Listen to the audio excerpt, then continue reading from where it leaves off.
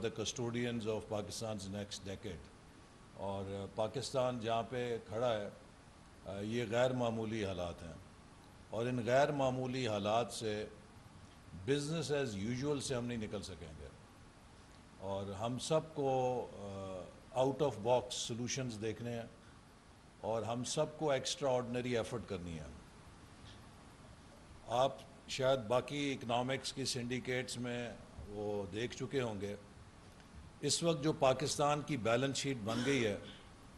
If you are C E O of a company you can not sleep at night. ہمارے جو اس وقت وفاقی revenues ہیں وہ 7,000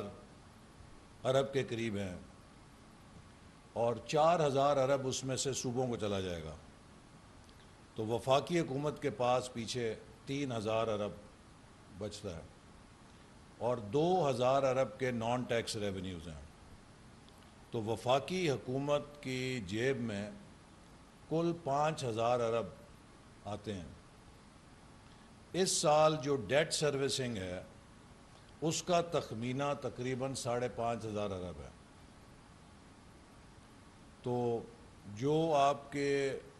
جتنے بھی آمدن ہے وفاقی حکومت کی، وہ بمشکل ڈیٹ سروسنگ کو پورا کر سکے گی۔ اس کا مطلب کیا ہے کہ جو آپ کا دفاع ہے،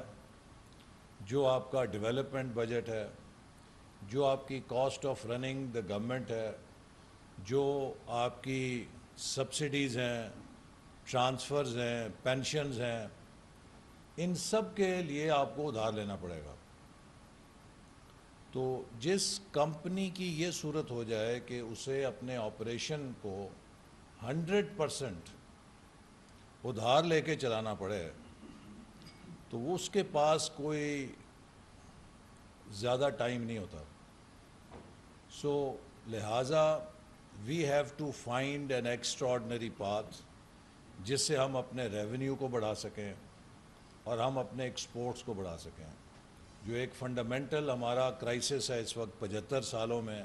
وی have fail to develop an export led economy. جب بھی آپ تھوڑا سا اکانومی کو تیز کرتے ہیں، امپورٹ کا برڈن آتا ہے ڈیمانڈ بڑھنے کی وجہ سے،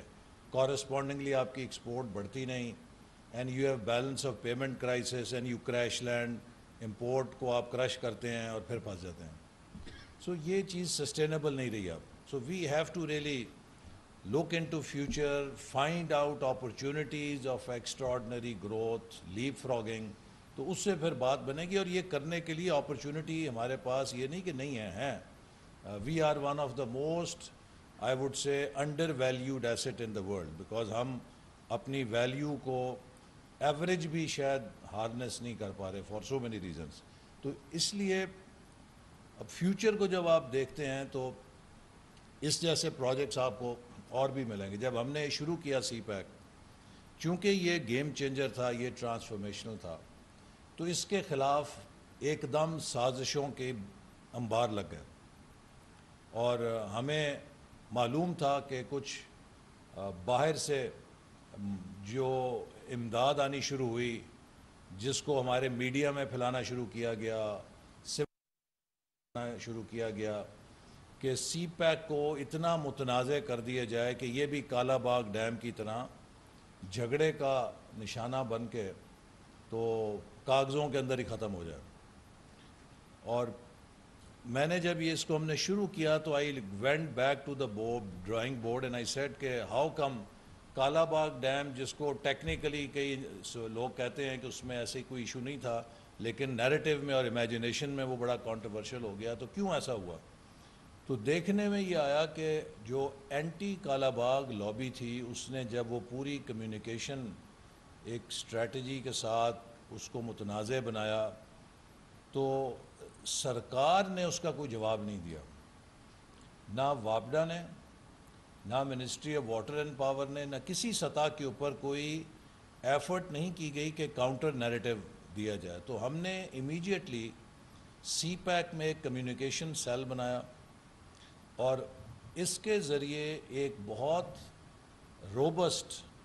काउंटर स्ट्रैटेजी बनाई कि हमने इस प्रोपेगेंडे को कैसे ठीक करना है. And I personally also lead it, जिसे कहते हैं कि फ्रंट फुट से कोयटा में, पेशावर में MPS के साथ 16-16 घंटे के सेशन किए, प्रेस क्लब